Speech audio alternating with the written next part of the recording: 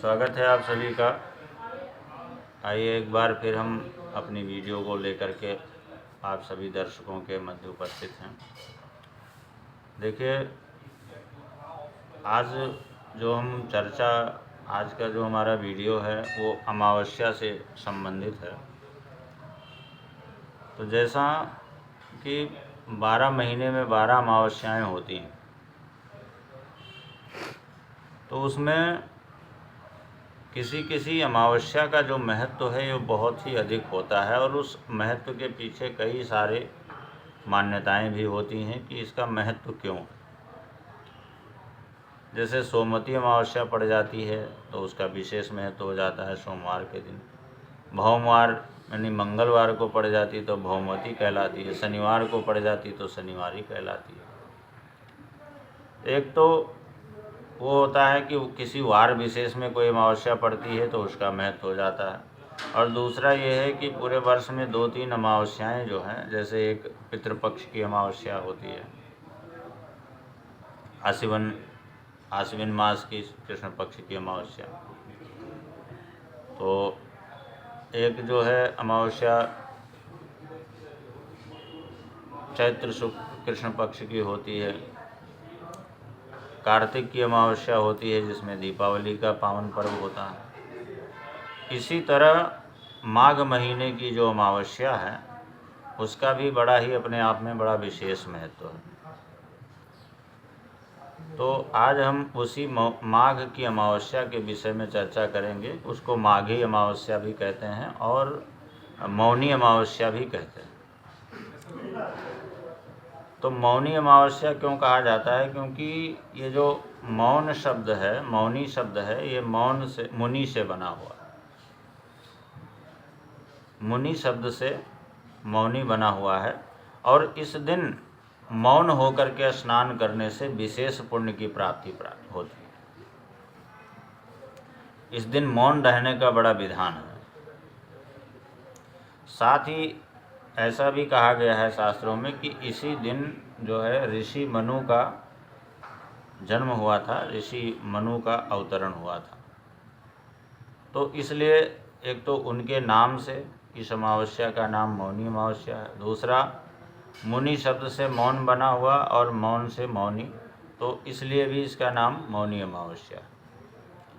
इस बार यह मौनी अमावस्या जो है 29 जनवरी 2025 को पड़ रही है, बुधवार के दिन पड़ रही है।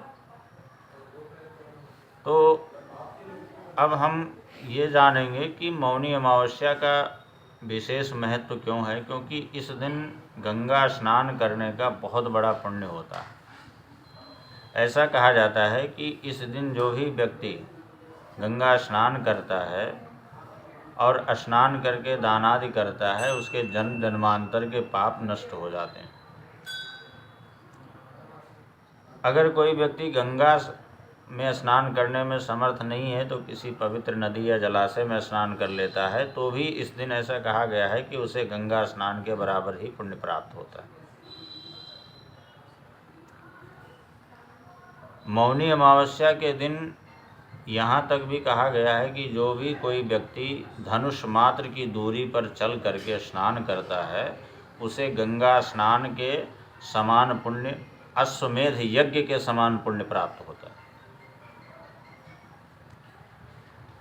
और इस बार जो मौनी अमावस्या है तो गंगा नदी में स्नान करने का जिस तरह से विशेष महत्व होता है, तो इस बार जो है कुंभ का पावन पर्व, कुंभ का विशेष संयोग पड़ रहा है प्रयागराज में, तो इसलिए इसका महत्व और भी ज़्यादा होगा।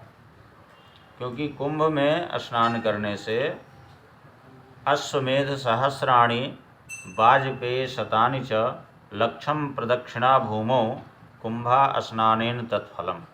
ऐसा कहा गया है कि अश्वमेध सहस्राणि वाजपेयी शतानि च, यानी 1000 अश्वमेध यज्ञ करने का और 100 वाजपेयी यज्ञ करने का, अवलक्षम प्रदक्षिणा भूमौ, इस भूमंडल की 1 लाख प्रदक्षिणा करने का जो पुण्य फल प्राप्त होता है वो एक बार कुंभ में स्नान करने से प्राप्त हो जाता है। इस बार बड़ा ही पावन जो संयोग है, दुर्लभ संयोग बन रहा है, जिसकी वजह से इस अमावस्या का खास महत्व होता है। और साथ ही करीब 50 वर्षों बाद इस बार मौनी अमावस्या पर 29 जनवरी को त्रिग्रही योग बन रहा है। उसे त्रिवेणी योग भी कहा गया है। और यह योग जो है अपने आप में बहुत ही उत्तम योग होता है। इस समय त्रिवेणी में स्नान करने का फल जो है हजारों गुना अधिक बढ़ जाता है, क्योंकि मकर राशि में 3 ग्रहों का संचार हो रहा है। तो मकर राशि में सूर्य के साथ चंद्रमा और बुध भी संचार कर रहे हैं। तो 3 ग्रहों का योग बनने से त्रिवेणी योग बन रहा है और त्रिग्रही योग भी उसे कहा गया है। और यह योग जो, जैसा कि मैंने बताया, करीब 50 वर्षों बाद निर्मित हो रहा है। तो इसलिए इस बार ये अमावस्या बहुत ही खास है। और कुंभ के अलावा, जहाँ पे कुंभ का पर्व हो रहा है, उसके अलावा भी इस दिन गंगा स्नान करने से, जैसा मैंने पहले बताया कि अश्वमेध यज्ञ के समान पुण्य प्राप्त होता है। तो बाकी तो सारी चीज़ें सभी को पता ही होती हैं कि अमावस्या तिथि जो है वो पितरों के निमित्त होती है, पितरों की तिथि होती है। इस दिन पितरों के निमित्त जो है स्नान करके दान करना चाहिए, भोजन दान करना चाहिए, पिंडदान, तर्पण इत्यादि करना चाहिए। और साथ में सूर्य भगवान की पूजा करनी चाहिए। इस दिन सूर्य की पूजा करने से, सूर्य देव को जल देने से, तिल मिश्रित जल देने से अनंत पुण्य फल की प्राप्ति होती है। और जैसा मैं पहले ही सभी अमावस्या में बताता रहता हूँ कि अगर किसी के साथ, किसी की कुंडली में पितृदोष है और पितृदोष के कारण अशांति, कलह, क्लेश या संतति में कोई व्यवधान है, कोई बाधा है, उन्नति तरक्की में कोई व्यवधान है, तो उसे अमावस्या के दिन जरूर इससे निमित्त जो भी कार्य हैं यथासंभव वो जरूर करना चाहिए। जैसे मान लिया गंगा में स्नान करे, इसके बाद में ब्राह्मणों को भोजन दान करे, तर्पण करे, सूर्य भगवान को जल अर्पित करे। अगर ये सब भी ना हो सके तो पीपल के वृक्ष में 1 लोटा जल चढ़ा करके और उसकी परिक्रमा करे, वहाँ दीपक जलाए और संध्या के समय अपने घर के दरवाजे पर चौमुखा दीपक जला करके संध्या काल के समय रखे।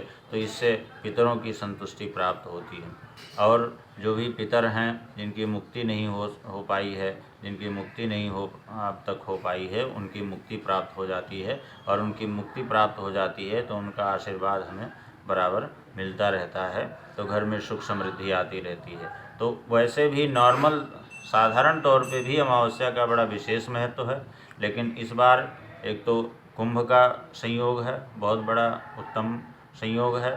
साथ ही त्रिग्रही योग जो बन रहा है उसकी वजह से ये अमावस्या बहुत ही खास है।